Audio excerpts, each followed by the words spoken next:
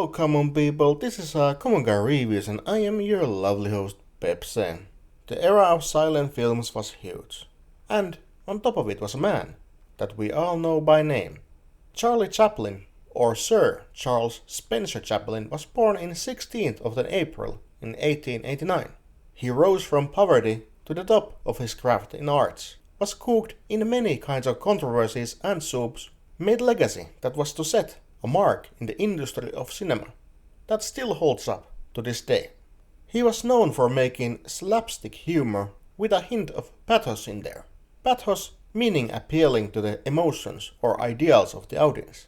Chaplin's films usually depicted his persona named Tramp, who endured the harsh condition of the world. Usually he was homeless, without any money, struggling to get by, to get the next meal.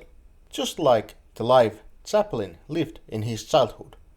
The Tramp usually met people who were victims of the cruel world, and even if his movies painted a picture of an imperfect world, they all ended in an uplifting note. Maybe one of his most recognized films was The Great Dictator, where Chaplin played the role of Adenoid Hüngel, a satire version of Hitler. Chaplin and Hitler actually shared a life that was strikingly similar.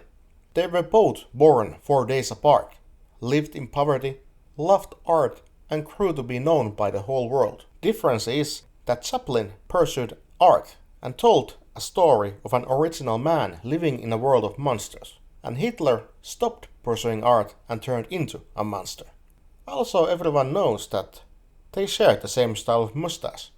How Chaplin saw the world drove him to make a comedy about Hitler, and in the end of that film gave 5-minute speech that is also known today as one of the greatest speeches of all times. But believe it or not, I am not here just to give a brief history of his life and work. I am here just kinda ask, why did this style of comedy went out of style? I watched Charlie Chaplin's The Circus, and I had a great time with it. After almost 100 years the humor did not fail to make me laugh. In this story, the tramp walks in a touring circus that has gathered a sizable group of people within its tents. This circus is not doing so good. Clowns do not make people laugh and other performances fail. After some shenanigans, Tramp ends up in the center of the circus tent, stumbling around and chased by a cop after a thief put a stolen wallet in his pocket. His act is so hilarious that people cheer and laugh, and the ringmaster and the director of the circus notices this. He offers Tramp a job that he accepts. He then meets Myrna, a horse rider who is mistreated by the ringmaster, who also happens to be her stepfather. These two become friends. This slapstick romantic comedy film was genuinely funny. Sure, slapstick has made its impact, and we see it most in the cartoons, but as well as in the other films, like Home Alone movies or scary movie films. But the essence of this comedy has changed so drastically that it is hard to see that they are from the same roots. Buster Keaton made his films with breathtaking stunts that rival other daredevils to this day. Charlie Chaplin took slapstick comedy and put some emotion into it, telling heartfelt stories from struggle and poverty. In his movies you saw a world through a man who had no home, no food or no job. Laughing at the circus made me realize how something so simple can be so effective.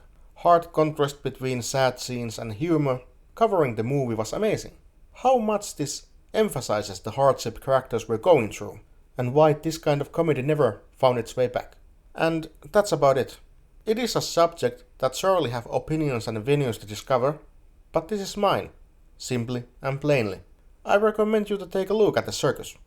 It is now public domain, so it can be found on the internet and be watched for free. Find the joy in simple things. Find the joy even amidst of the sadness. This was Common Guy Reviews. Not so much of a big review this time, just some thoughts about a certain director, actor and his craft. Speaking to you was your lovely host Pepsi, and I'll see you in the next review that is going to be a bit hairy. Goodbye.